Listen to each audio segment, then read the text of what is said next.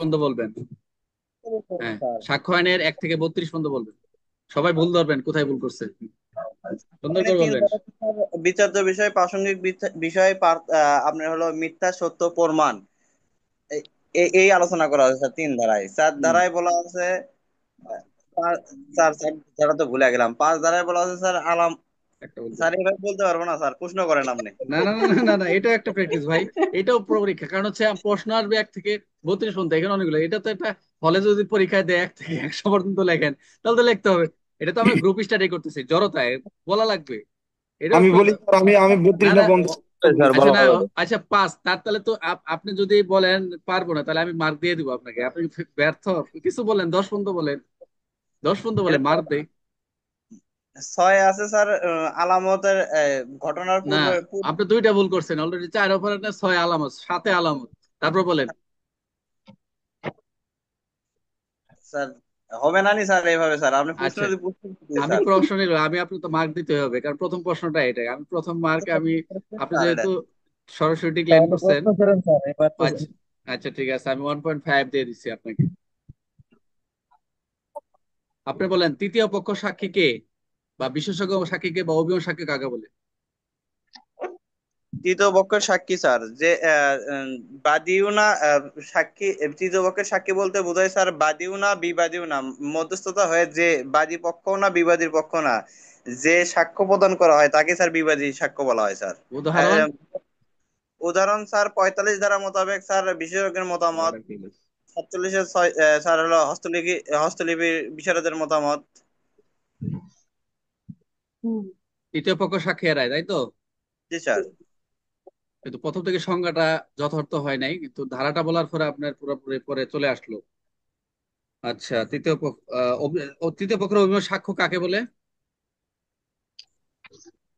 Sir প্রশ্নটা দেখতেছি না স্যার।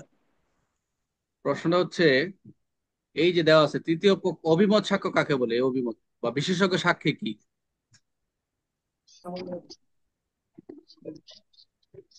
অভিমত সাক্ষী স্যার, যে কোনো একটা বিষয়ের পরে যে বিশেষজ্ঞের যে মতামত প্রদান করে স্যার, তাদের তো হুম, অভিমত সাক্ষী বলা হয় স্যার। আচ্ছা ঠিক আছে, ওকে। কেউ বই বাই করবেন না, আমি যারে ধরবো বই বাই করলে খবর আছে আপনাদের, হ্যাঁ। আচ্ছা, তারপরে আপনি আসেন।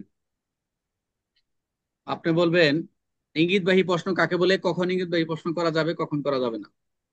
ইঙ্গিতবাহী প্রশ্ন, যে প্রশ্নের ভিতরে স্যার উত্তর লুকায়িত থাকে, সেই সেই প্রশ্নকে ইঙ্গিতবাহী প্রশ্ন বলা হয়। যেমন, যে আপনার নাম করিম, আপনি হ্যাঁ বা না বললে আপনি বোঝা যাবে যে আপনি করিম কিনা। স্যার ইঙ্গিতবাহী প্রশ্ন 41 দ্বারা মোতাবেক ইঙ্গিতবাহী প্রশ্ন করা যায় স্যার। কখন করা যায় না? আপনার 43 ধারা মোতাবেক ইঙ্গিতবাহী প্রশ্ন করা যায় না, যদি আদালত অনুমতি না দেয় স্যার। তাহলে আদালত অনুমতি নিয়ে ইঙ্গিতবাহী প্রশ্ন করা যায়, তাই তো? জি স্যার। জেরার সময় ইঙ্গিতবাহী প্রশ্ন করা যায় কি যায় না? জেরা বিবৃতি জেরা জেরার সময়, জেরার সময় জেরা ইঙ্গিতবাহী। করা যায় স্যার। আচ্ছা গুড, খালি না করতেন আর মার খালি কাটতাম।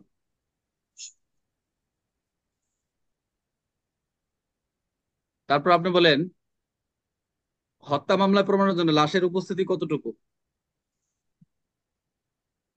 হত্যা মামলা প্রমাণের জন্য লাশের উপস্থিতি স্যার কতটুকু স্যার? স্যার 27 ধারা মোতাবেক স্যার।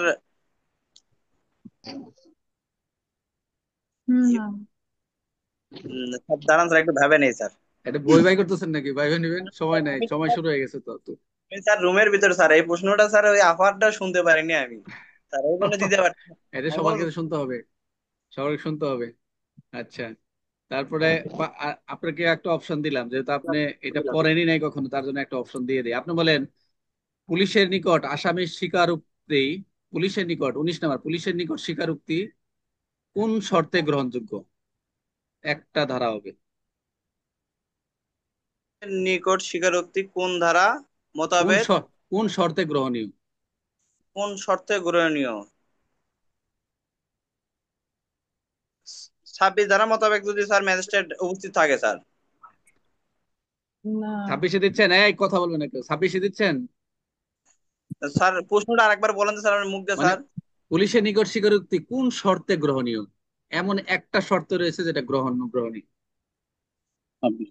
স্যার 29 ধারা মোতাবেক স্যার যদি ইয়ে, কত? 29 ধারা স্যার ম্যাজিস্ট্রেটের কাছে দিবে, তা 28-এর কাছে আছে স্যার হলো যদি আদালত মনে করে যে তাকে ভয়ভীতি প্রদর্শন করা করা হয়েছে। আচ্ছা মানে আচ্ছা, বুঝছি। লেখা শুরু করছেন তো 28, 27, 26 দিয়ে, 26 দিচ্ছেন প্রথম, পর আবার 28-এ গেছেন। মানে পর্ষের মার্ক হচ্ছে 5, অর্ধেকও দিতে পারতেছেন, ইও দিতে পারতেছেন না। মানে একটা ধারা, প্রথম যদি ধারা বলতেন তাহলে 1.5 দিলাম, মানে শুধু 26। 27 হবে। শুধু 27-এ 26টাও খন্ডাইতে পারতেন, যেহেতু বলছেন ওই 5-এর ভিতরে দেন দেন করে গেলে। আরে লাস্ট কোশ্চেন, 1 2 3 4, লাস্ট কোশ্চেন, একটু ভালো করতে হবে, তাহলে কিন্তু ফেল করার মতো অবস্থা। দেখি আপনার সহজ কোনটা ধরবো, সহজ তো সবই কঠিন। আপনি বলেন, আহ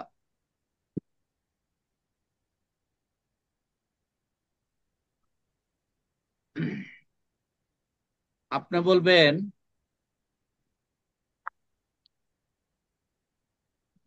নির্দিষ্ট প্রমাণ করার দায়িত্ব কার, কোনো কিছু নির্দিষ্ট করে, নির্দিষ্ট কিছু প্রমাণ করার দায়িত্ব কার, শুধু সেকশনটা বলবেন। স্যার কোনো কিছু নির্দিষ্ট নির- নির্দিষ্ট স্যার 101 ধারা মোতাবেক যে যে বিচারার্থী দাবি করবে তাকে স্যার নির্দিষ্ট ভাবে প্রমাণ করতে হবে স্যার। হয় নাই, জিরো। 103 হবে। 103 ধারা, 103 ধারা। আচ্ছা, আমরা এখন ফলাফল দিয়ে দিলাম। ফলাফল হচ্ছে, এরপরে কে প্রস্তুতি নেন? ভাই তো মানে পড়াশোনা আজকে করে নাই, এই জন্য 3 3 3 হচ্ছে 4, 3 4 7, 7 7 আর 2 9.5, 9.5, 9.5, মানে আপাতত ফেল, সাক্ষ্য হয় নাই। আচ্ছা, তারপরে আপনি স্টাডি করেন, সমস্যা নেই, মন খারাপ করার বিষয় না, আমরা স্টাডি করতেছি, জানতেছি, এটা ভালো একটা দিক। তারপরে কে আমি বলবে? বলছি, আমি মোহাম্মদ সোহেল, সিটি দি স্যার। প্রস্তুত।